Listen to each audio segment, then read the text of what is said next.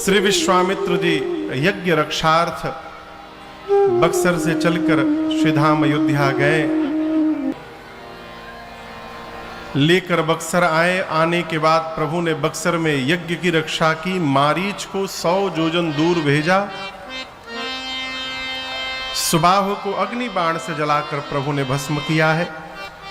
जितनी निशाचरी सेना थी लक्ष्मण जी ने एक ही बाण में सबको समाप्त किया है।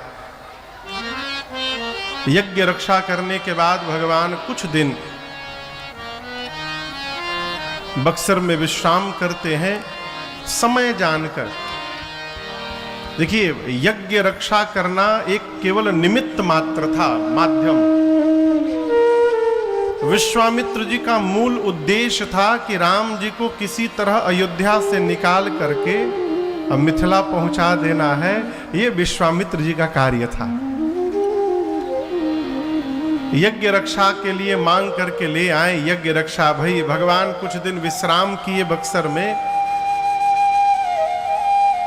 यहां राम जी विश्वामित्र जी से ये नहीं बोले कि जिस कार्य के लिए आप मांग करके लाए थे मैंने कार्य कर दिया, अब हमको मेरे घर भेज दीजिए। राम जी नहीं बोले। क्यों नहीं बोले? जब राम जी लक्ष्मण जी अयोध्या से चले थे तो विश्वामित्र जी को दशरथ जी राम लक्ष्मण जी को सौंपते हुए बोले थे कि तुम मुनि पिता आन नहीं को। श्री चक्रवर्ती जी ने कहा था विश्वामित्र जी से कि मुनिवर आप ही मेरे बच्चों के पिता हैं, जो उचित लगे आप निर्णय लीजिएगा। राम जी एक संस्कार से पुष्ट है। क्या? इस बात को बड़ी गंभीरता से श्रवण करिएगा। आप बड़भागी हैं यदि आपके विषय में कोई सोचने वाला है, कोई आपके बारे में सोच रहा है, आप सौभाग्यशाली हैं। और जब हमारे पास कोई सोचने वाला हमारे विषय में हो, वहां अपने दिमाग को शांत रखना चाहिए, स्वयं नहीं सोचना चाहिए। जब दोनों सोचने लगेंगे तो एक्सीडेंट हो जाएगा। राम जी जानते हैं कि मेरे विषय में चिंतन करने के लिए गुरुदेव भगवान विश्वामित्र जी हैं। मुझे अयोध्या जाना है कि बक्सर में रहना है, इसका निर्णय ये करेंगे। इसलिए राम जी शांत बैठे हैं। समय जानकर श्री विश्वामित्र जी ने राम जी से कहा, तब मुनि सादर कहा बुझाई। क्या बुझाई बड़ा अद्भुत शब्द है। देखिए, आपको यहां से हम बोल के चले कि चलिए हिसुआ, चलिए एक आदमी से मिल करके आना है। हिसुआ बुझाता ना? हाँ। यहां से हिसुआ लेकर गए, जिस व्यक्ति से मिलना है उससे मिल भी लिए। अब पटना लेके जाना है, तो आपको तो बोल कर लाए थे केवल हिसुआ के लिए। अब हिसुआ से आगे पटना जाना है, तो पटना ले चलने के लिए आपको बहुत समझाना पड़ेगा, क्यों ले चल रहे हैं, क्या कारण है। वहीं यहां पर विश्वामित्र जी को राम लक्ष्मण जी को लेकर मिथिला जाना है, तो बुझा रहे हैं।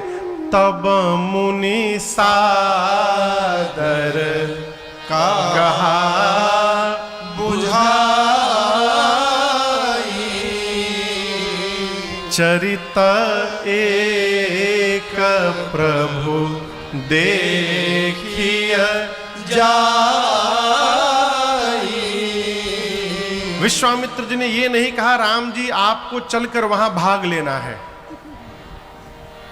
ये नहीं कहा कि धनुष यज्ञ में भाग लेना है आपको भी। कहा धनुष यज्ञ मिथिला में हो रहा है,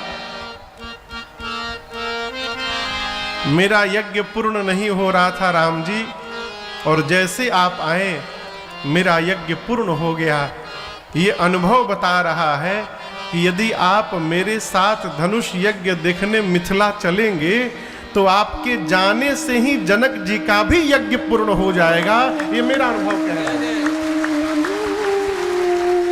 इसलिए कहा चरित एक प्रभु देखिए जाए, देखना है केवल।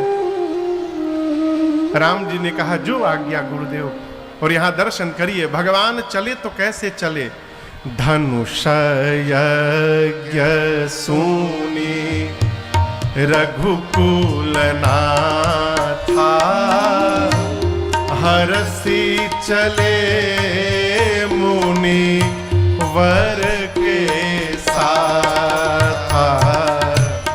धनुष यज्ञ सुनी रघुकुल नाथा, हरसी चले मुनि वर के साथ।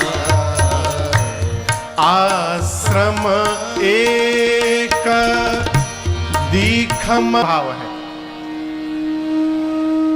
सामान खरीद कर हम घर को सुंदर बना सकते हैं, सुहावन बना सकते हैं, लेकिन सजा करके हम पावन नहीं बना सकते। घर को, स्थान को पावन बनाने के लिए वहां भजन करना पड़ेगा, है वहां सत्संग करना पड़ेगा। अचानक राम जी रुक गए और बोले गुरुदेव ये स्थान दर्शन करिए। देख करके मुझे ऐसा लगता है कि ऋषियाश्रम सी कोई पुण्य थली, पर आज लगे उजड़ी उजड़ी। नर नारी नहीं पशु पक्षी हुना। आप भी देखिए ना, सुनसान दशा बिगड़ी बिगड़ी। इस स्थान को देखकर ऐसा लग रहा है गुरुदेव कि इस स्थान पर पहले किसी मुनि का आश्रम रहा होगा।